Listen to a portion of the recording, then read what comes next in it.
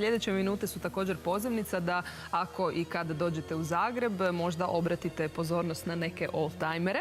Naime, Old Zagreb Tour je dobitnik prestižne nagrade Luxury Travel Guide za 2017. godinu. Vožnja koja vas vraća u prošlost, oduševljava kako Zagrebčane, tako naravno i goste grada.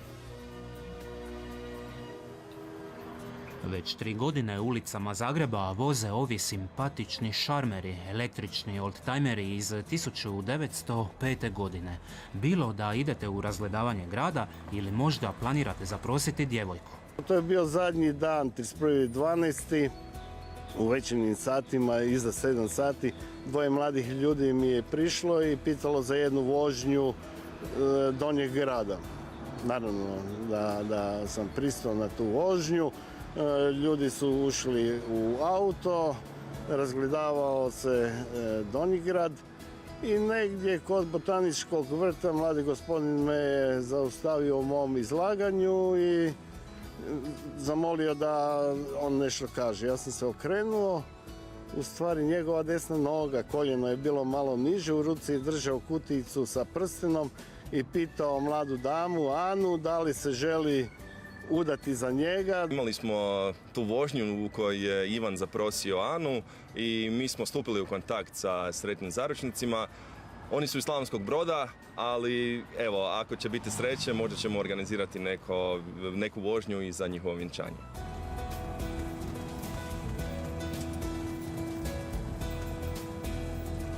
Cijeli ovaj projekt je poseban po tome što goste vraćamo u neka druga vremena, u povijest, na sam početak 20. stoljeća i nastojimo prezentirati Zagreb kakav je nekad bio.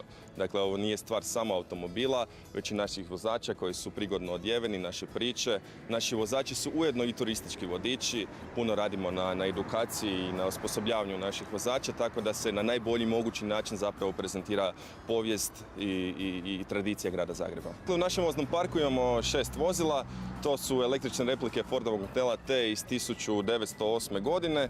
Dakle, oni se u potpunosti pokreću na električni pogon i u njemu se može voziti do ukupno 4 osobe.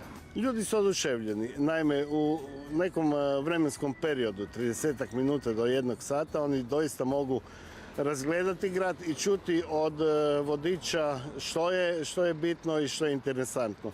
Kako bi kasnije sami obilazeći grad mogli sve to ponovo vidjeti. Nekako najviše su zastupljeni gosti iz SAD-a, nakon njih gosti iz Indije, tad slijedi Njemačka i Bliski istok, a onda su sve ostale nacije nekako podjednako zastupljene.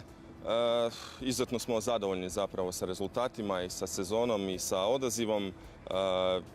Zaslugu definitivno ima i grad Zagreb i turistička zajednica grada Zagreba s obzirom na dobro poznate već rezultate koji su, eto, i ove godine će biti rast turističkog prometa u gradu Zagrebu. Ovo je jedan izgled vozača iz 19. stoljeća, znači tradicionalno crne cipele, crne hlače, bijela košulja, isto tako najbolje imati crnu jaknu i naravno cilindar, to je prepoznatljivo u to doba.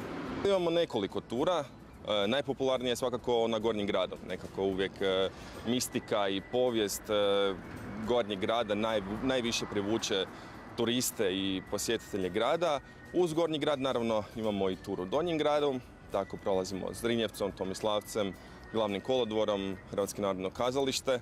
Tijekom romantične vožnje i Vjetar u kosi, vozač vam priča zanimljive priče o gradu Zagrebu.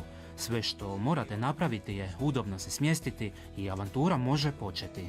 Najveća brzina ovih automobila je 35 km/h. Svake srijede možete se besplatno voziti, a organizatori za proljeće najavljuju i nova iznenađenja.